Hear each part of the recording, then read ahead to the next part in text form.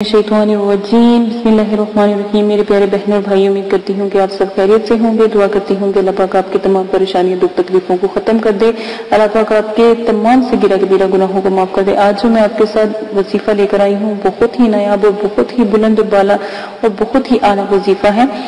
ये वजीफे का तरीका जो पहले मेरा वजीफा था उससे थोड़ा मुख्तलिफ है।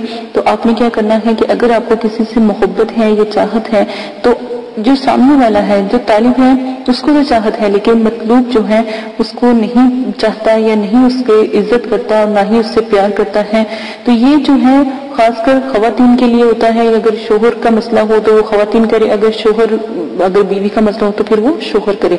तो इनके लिए भी बहुत जायज़ है जो मैं आपको आज बताने जा रही हूँ। इल्म बहुत ही नायाब है। तो इसका तरीका पता क्या है? आपने क्या करना है कि आपने या तो अगर आप फैमिली में हो यानी कि घर में हो और उस घर में वो चीज पहुंचा सकते हो या मीठा कोई पहुंचा सकते हो तो फिर आपने मिठाई के ऊपर या किसी मीठी चीज के ऊपर दम करके तो ये उसको खिलानी है। तो इंशाल्लाह उसके अंदर मोहब्बत की जो बुलंदी है वो बावकार हो जाएगी। और नंबर 2, उसके अंदर एक ऐसी आग सी लग जाएगी जब तक वो आपसे मिलेगा नहीं, जब तक आपके पास नहीं आएगा उसको सुकून नहीं आएगा।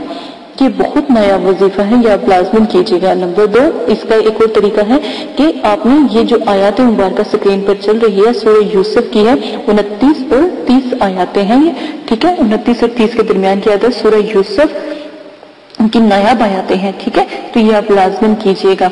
यूसुफ से लेके यूसुफ आरिजू यहाँ से लेके फिर सलाल इन मुबीन तक आप पढ़ेंगे, ठीक है। और ये स्क्रीन से आप उतार लेंगे तो इंशाल्लाह इतनी बेचैनी हो जाएगी उसको कि जब तक वो आपसे मिलेगा नहीं या जब तक वो आपसे मिलेगी नहीं उसको सुकून नहीं आएगा।